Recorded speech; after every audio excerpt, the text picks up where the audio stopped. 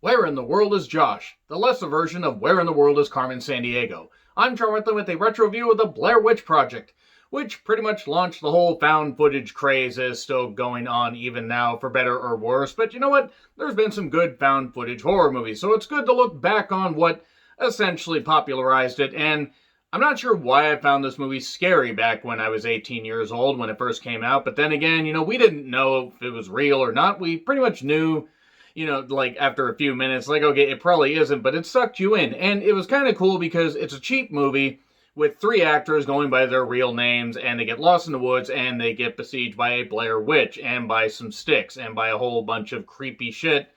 For, $60,000, I think that's about what the budget was. They did pretty damn well here. I will give the directors that much credit. And the cast did fine. I mean, really, it's a small cast. It was, the people that were like the bit parts, they played their parts just fine. Like, it was treated almost like it was a documentary film that went horribly wrong. Now, yes, looking back on it after 21 years, it is pretty fucking silly, and the scares aren't really there. There is a lot of wandering around and arguing. In fact, this could have been called Arguing the Motion Picture, which later turned into Josh the Musical. But it isn't all that bad. Now, I mean, there were a few chilling parts, like, holy shit, being lost in the woods and not knowing where the fuck you're at, that can be a little bit scary. Even if you're lost in just a few miles of woods, if they're haunted, you may never get the fuck out. I will also say that this is way better than the 2016 version, which tried to kind of do what the 2013 Evil Dead did, in the sense that it tried to, pump it up and make it gorier and everything, and it just kind of was shit, while the 2013 Evil Dead at least was fun. And I may retro review those other, that Blair Witch, and also Book of Shadows Blair Witch 2, because I hate myself. But about this movie. Yeah, in October of 1994, three student filmmakers disappeared in the woods near Burkittsville, Maryland, and while shooting a documentary, and a year later, their footage was found. And really, this movie doesn't have a lot to it for the first bit.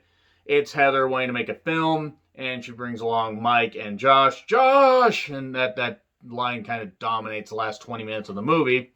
But they go around, talking to various people about the Blair Witch. Some believe it, some don't. One lady claims to have, ran into the Blair Witch. She was probably methed out of her goddamn mind.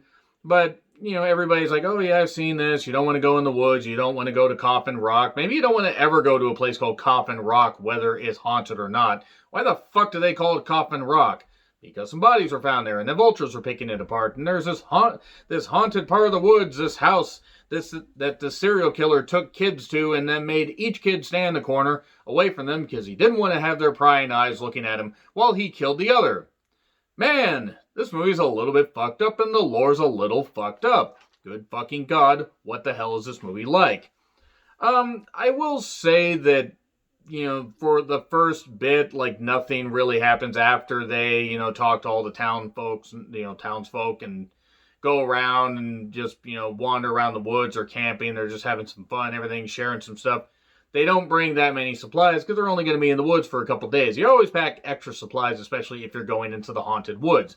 These are the rules. I don't make the rules. These are just the rules. And then, they basically get lost eventually. They find rock formations, like, what the hell is going on? You're not supposed to disturb these grounds. Could it be an Indian burial ground?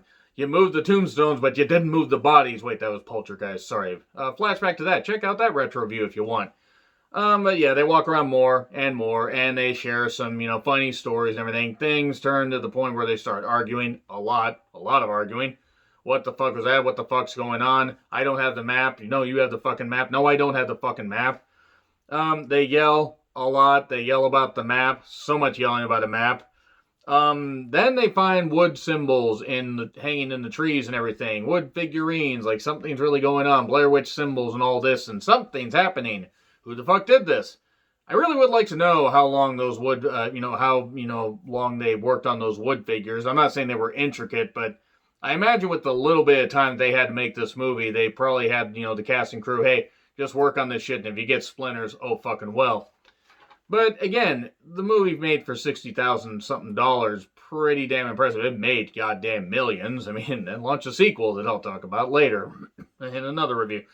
But they're like, oh, this isn't a redneck. No redneck is this creative. Well, geez, just slapping rednecks right in the goddamn face there. Then they're one night, not in Bangkok, they're just, freaking out, like what the hell's going on. These hands start bumping on the tent. That's where things get a little bit chilling, because it's like, okay, what the fuck's going on outside the tent? I don't want to go out there and see what the fuck's going on, but of course they do. And they're like, what the fuck is that? The camera was supposed to pan over, and I guess there was supposed to be a lady in white, not the movie The Lady in White, which was a bit weird and something I could retro review at some point. But it was supposed to be like the Blair Witch in white and stuff like that, and it was supposed to freak people out, but they didn't switch the camera over quick enough because they were doing a cheap shoot, and I don't blame them. They didn't think they were going to make that much money with this. How the fuck could they have predicted it? It's kind of like Paranormal Activity, how much that movie cost compared to how much it made. Holy fucking shit. And we're about to lose it. They're losing it a whole lot. We've got in a circle. It's not the same log. It's not the same log. It is the same log. It's big. It's heavy. It's wood. And then Josh goes missing. After Josh and Mike's trying not to freak out. Josh is freaking out, and then Josh disappears because he just, he cracks. Josh, and then they hear him at night, and they're wondering where Josh is, and Josh is the main theme of the last 20 minutes of this movie. And they find a pack of sticks, not like Chico sticks, and they find either Josh's ear or nose or something, and hair and blood, in a little, packet. It was nice of the witch to conveniently pack that. It was like, finding a Kinder Joy surprise. Maybe not quite like that. Probably never want to open up a Kinder Surprise again. To be fair, that candy's kind of shit. Well, Kinder Joy is what it is, but moving on. Close-up shot, it's like, I just want to apologize to everyone's mom, apologize to everybody. I'm so sorry. I'm scared to close my eyes. I'm scared to open them. I'm going to die out here. And, I think Heather Donahue got, like, a bad rap. I know she's not in Hollywood anymore. I think she's gone and done other things with her fame, which is good for her. But I always felt like she could have been in a few other movies and maybe done some, more stuff, but because I don't think anybody else in the movie really did much of anything. I think it was like pretty much their peak. I think Heather Donahue was in like a couple of comedies, but anyway. They find the house. They find the Blair Witch house. What the hell's going on? Oh, maybe it's the shack that the guy had, where he killed the kids. And they go up there, and Mike's, Mike's freaking out, and he's trying to get Heather not to freak out. She's like, Mike, don't go in there. And then Heather goes in there, and they take their cameras, and they're searching around. They go upstairs. There's all these handprints on the wall and everything, from all these kids. And they go down in the basement, and then boom, because they hear Josh, Mike gets hit. He gets knocked down. And then Heather's freaking out. It's pretty much just squealing at this point. Like there is a pig that is not happy that it is not getting fed after an hour. And it's just squeal, squeal, squeal. And then Mike's standing in the corner. Mike, what are you doing? Boom, gets hit, and everybody dies. It's a Lance Archer theme.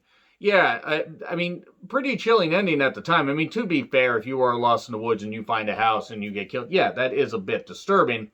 But this is what you do, kids. You don't go in the goddamn woods. What the fuck are you doing? Stop going in the woods. Stay away from Coffin Rock, if that's even an actual place. But yeah, a lot of people believe this. I believed it at the time. It turned out to actually be completely false, because I'm like, well, why would they put this on here? Why would they market it? I was really naive at 18, as opposed to the naive 39-year-old that I am right now. But my God, this movie still, it holds up somewhat. It's a fun found footage movie. It's better than some of the ones that are out there, especially some of the copycats and everything. But anyway, agree, disagree, what I said, like, share, subscribe, Twitter handle in the description. I'm John Retlin. I'll see you soon.